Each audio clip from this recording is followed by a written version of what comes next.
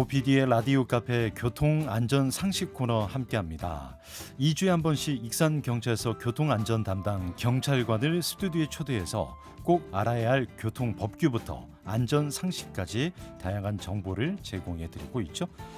청취자분들도 잠시 집중해 주시고 꼭 실천하셔서 안전한 교통문화에 동참을 해주시면 좋을 것 같습니다. 자, 오늘은 익산경찰서 교통조사계의 정철호 경위님과 함께합니다. 어서 오십시오. 반갑습니다. 네, 안녕하십니까. 익산경찰서 교통조사계에 근무하는 정철호 경입니다. 네. 반갑습니다. 이 교통사고조사계 수사관님을 또 모시니까 왠지 조사를 받아야 될 것 같은 그런 느낌도 들고 이렇게 마주 바라보니까 네. 더 그런 것 같습니다. 자, 오늘도 원음방송 청취자 여러분들께 유익한 정보를 소개해 주실 텐데 오늘은 어떤 이야기 또 소개해 주실까요?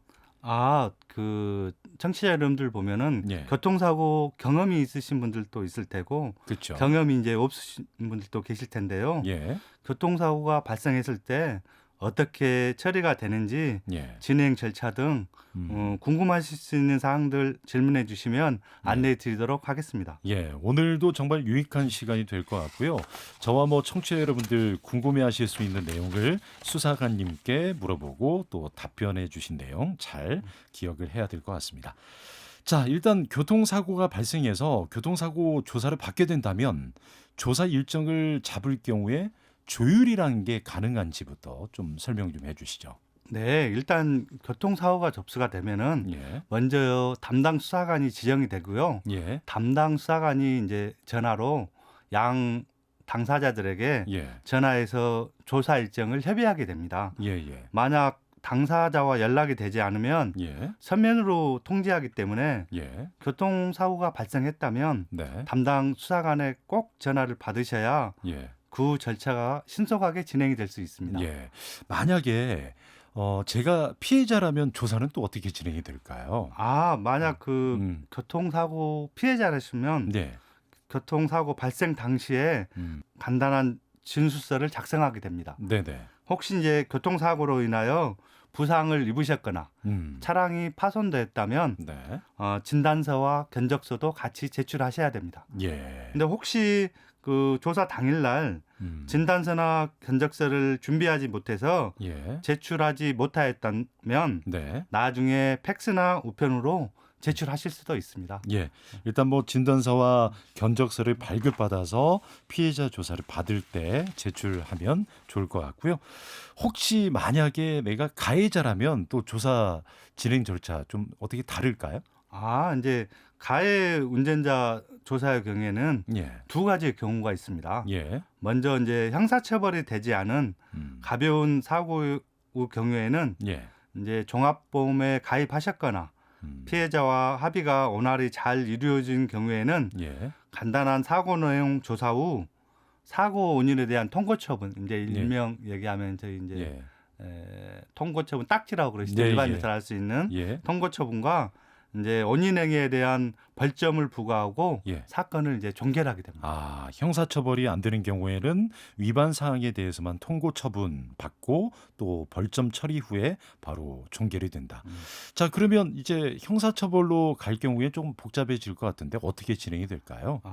형사처벌이 되는 사고 유형에는요. 예, 먼저 이제 교통사고로 인하여 피해자가 사망했을 때 예, 또는 이제 도주를 하였을 때 네, 그리고 이제 피해자가 사고로 인해 중상해를 입었는데 예, 이제 피해자와 합의가 잘 이루어지지 않은 경우가 있으며 예, 그 예에도 이제 중요 위반 12개 항목에 해당하거나 예, 근데 이제 가해 운전자가 종합보험에 가입되어 있지 않은 경우는 예, 형사처벌이 되고 있습니다. 예, 예, 이 경우에도 이제 대부분 이제 불구속 상태에서 이제 경찰 조사가 진행이 되지만 예, 이제 피해가 중하거나 예. 아니면 증거인멸이나 도주 우려가 있는 경우에는 구속이 될 수도 있습니다. 네. 혹시 그러면 이 중요 위반 12개 항목에 해당하는 교통사고 어떤 게 있는지 좀 자세히 좀 살펴보겠습니다. 어떤 게 있죠? 아, 중요 위반에 해당하는 사고에는 예. 대표적으로 이제 여러분들이 잘 아시는 이제 신호 위반, 신호 위반, 중앙선 침범, 중앙선 침범, 가속 운전, 과속 운전, 무면 운전, 무면허 운전, 음주운전이 있습니다. 음주운전. 이제 그 외에도 조금 어려우시겠지만 예. 이제 앞지르기 방법 금지 위반, 예. 철길 건너목 통과 방법 위반, 예. 보행자 보호 의무 위반, 예. 보도 침범 위반, 네. 이제 승객 추락 방지 위반, 예. 이제 적재물 추락 방지 위반, 예. 그리고 마지막으로 어린이 보호구역 사고가 있습니다. 아, 그렇군요. 이 소개해 주신 12개 항목이 형사처벌이 된다고 하니까 운전자분들 더 주의를 해서 교통사고를 미연에 방지를 해야 될 것 같습니다. 자, 그러면 이 경찰 조사가 이뤄진 뒤에 사건은 어떻게 또 진행이 됩니까? 아, 일단 저희 경찰 조사가 완료가 되면 예. 이제 그 결과를 우편으로 음. 당사자들에게 통지를 해드립니다. 예. 그리고 그 이후에는 모든 서류가 검찰청으로 송치가 돼서 예. 검찰에서 사건을 진행하게 됩니다. 예. 그러면 이 형사처벌이 되는 교통사고의 경우에 이 법정형은 어떻게 될까요? 이 부분도 궁금한데요. 아, 예. 이제 일단 그 교통사고로 인하여 예. 이제 사망하시거나 피해자가 사망하시거나 네. 또는 피해자가 중상해를 입으셨는데 예. 이제 합의가 안 될 시, 예. 그리고 아까 말씀드렸던 중요 12개 항목 사고는 예. 5년 이하의 군고 또는 2천만 원 이하의 벌금형을 받을 수 있습니다. 예. 아, 그리고 또 도주 사고, 일명 뺑소니라 그러시죠? 그렇죠. 뺑소니의 경우는 피해자가 사망했을 시에는 무기 또는 5년 이상의 징역, 이제 피해자가 부상일 경우에는 예. 1년 이상의 유기징역 또는 500만 원 이상 3천만 원 이하의 벌금에 처하게 됩니다. 예. 이 법정형을 직접적으로 좀 들으니까 더욱더 안전운전에 대한 중요성을 깨닫게 됩니다. 자, 경희님, 그러면 혹시 교통사고가 발생했을 때 모든 사람들이 사고 차량 과실 비율 산정을 제일 궁금해하는 부분이거든요. 이 부분들은 어떻게 이루어질까요? 아, 저도 이제 주변에서 이런 질문을 예. 많이 받는데요. 예. 저희 이제 교통수사관들은 예. 가해 피해 차량을 구분해서 예. 이제 형사 업무를 진행하고 예. 이제 통고 처분 등 행정 처분 업무를 진행하고 예. 민사 업무인 가실비율 산정에는 관여하지 않습니다. 아, 그렇군요. 저희 이제 가실비율 산정은 운전자분들이 가입되어 있는 예. 보험회사에서 당사 지침 및 규정에 따라 산정하고 있습니다. 예, 예. 많은 분들이 저희들에게 이제 가실 비율에 대해 판단해 달라고 하시는데요. 예. 저희는 개입을 할 수 없는 부분임을 예. 꼭 알아주셨으면 좋겠습니다. 네, 정말 좋은 정보 감사드리고요. 자, 또 궁금한 게 혹시 최근에 많이 발생하고 있는 일명 주차 차량 뺑소니 사고, 이 경우가 굉장히 많을 것 같은데 어떤 처벌이 이루어질까요? 아, 최근에 익산 저희 관내에서요. 예. 주차 차량 뺑소니 사고가 굉장히 많이 있는데요. 예.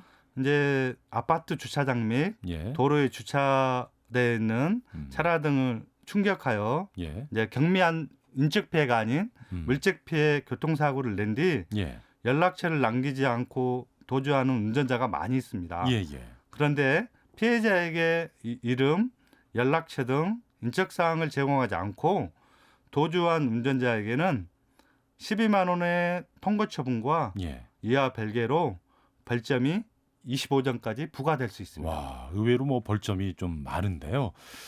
그러면 이 주차 뺑소니범이 되지 않으려면 우리가 어떻게 해야 됩니까? 아, 예. 그러려면요. 예. 경미한 이제 물적 피해 교통사고가 발생 시에는 예. 사고 현장을 떠나기 전에 예. 피해자에게 연락을 취해서 예. 인적 사항을 제공하고 피해자 연락처가 없으면은 예. 112 및 예. 가까운 경찰 간서에 사고가 일어난 장소, 차량 번호, 연락처 등을 신고하시면 됩니다. 네.